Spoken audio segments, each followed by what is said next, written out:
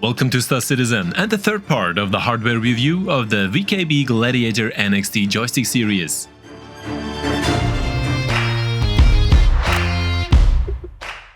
In the third and last part of this video series, we will go into the configurations, settings and use of one or even two VKB Gladiator joysticks directly in Star Citizen.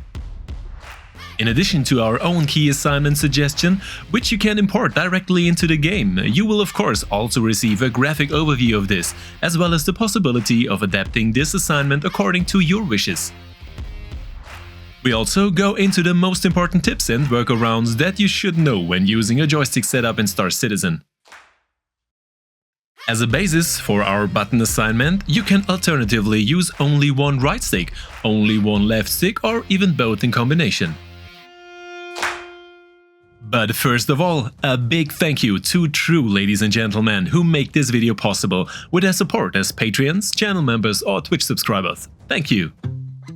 The entire download package for the video, which includes the presets that can be imported directly into the game, as well as the graphic overviews, alternatives and tips, can be found directly in our Discord under downloads, whereby you only have to accept the Discord rules once. You will find the link in the video description. We start with the right stick, where we naturally find roll, yaw and pitch, so the entire range of movement of our ship for the alignment. As a special feature of our assignment, we have assigned a mouse function to our analog mini stick in the second part of the video series, as well as a left mouse button in the front B1 position, so a full-fledged mouse replacement on the stick. The main fire button uses the first weapon group in the first stage or scanning or the mining laser depending on the function, and the second weapon group in the following stage 2. We can switch through the gimbal or mining mode with the red button. By pulling the rapid fire lever, we enter the missile operator mode, in which we can select the number and type of missiles with the left control pad on the thumb. In missile mode, we then fire the selected missiles as usual by pressing the main fire button. If, on the other hand, we press the rapid fire lever, we enter scanning mode, where we can perform detailed scans with the fire button and send a ping by pressing the thumb control pad. And with the right control wheel on the base station, we can select the scanner orientation angle. Also on the thumb control pad, forward and backward are countermeasures such as noise and decoy. Here a hold offers the burst mode for a panic case. The gimbal mode on the red button has already been mentioned, whereby we can start the quantum drive with the control pad on the top right in the up position and trigger it with a hold, as well as activate and deactivate our weapons on the left, the shields on the right, the thrusters at the bottom and the total energy with the press in the middle. With the 3 buttons of the base station from left to right, we can leave our seat or the ship, operate the landing gear or use the docking mode, and finally on the right, the VTOL mode of the engines. And you can find all the details and other functions of the right stick on the graphic overview. On the left stick we have thrust control, whereby we accelerate forward and de-accelerate backward or initiate counter thrust to the rear. Pressing the fire button triggers the boost, which works in this direction depending on the control input.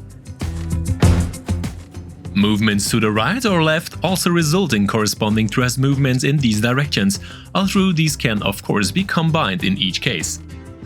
And with the rotational movement to the right for thrust upwards and the rotational movement to the left for thrust downwards, we have exhausted the basic thrust possibilities of our engines and control nozzles. Here, thanks to the joystick, we can fine-tune this thrust. With the analog mini stick, we can move our speed limit up and down, and to the right and left we can set it to the maximum or minimum. Pressing the fire button in position 2 first triggers the boost and then deactivates any limitation. The cruise control can be operated with the little finger on the D1 button. We can open airlocks, doors or the cockpit at the base station on the left-hand control wheel. We can lock or unlock these with the right-hand control wheel. However, we recommend fine-tuning the assignment to your own needs, as everyone has their own preferences here.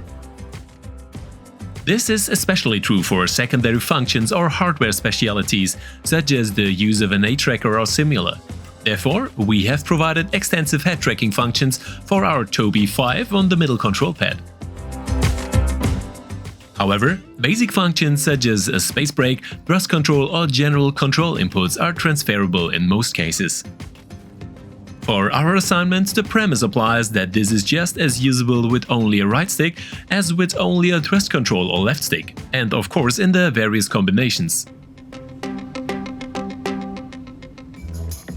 Target acquisition is particularly important for combat, although we have limited ourselves to a few selected options based on our previous experience in the game.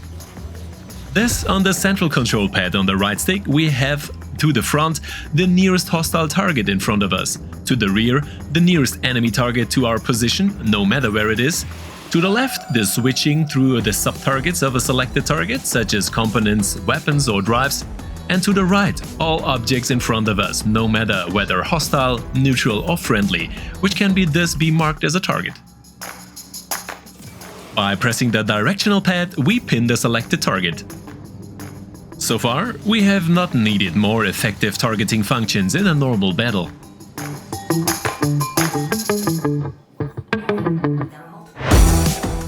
But now we come to the summary and the conclusion of the VKB Gladiator NXT joystick series, which we used in a dual stick setup as well as in combination of left stick with a mouse and right stick with keyboard. The basic difference between a stick and a keyboard or keys in general is much more differentiated input options, since a key can only give two states, on or off, whereas with the stick we can give much finer control commands. Especially with larger ships or finer maneuvers, we can clearly benefit from fully controllable thrust inputs here, which greatly increases the predictability of the ship's movements. However, in fast battles, especially with smaller ships, it can be advantageous in some cases that thrust inputs in particular can be implemented immediately and directly with maximum values, after the slight delay that does not occur here due to the design-related movement's bandwidth of a stick.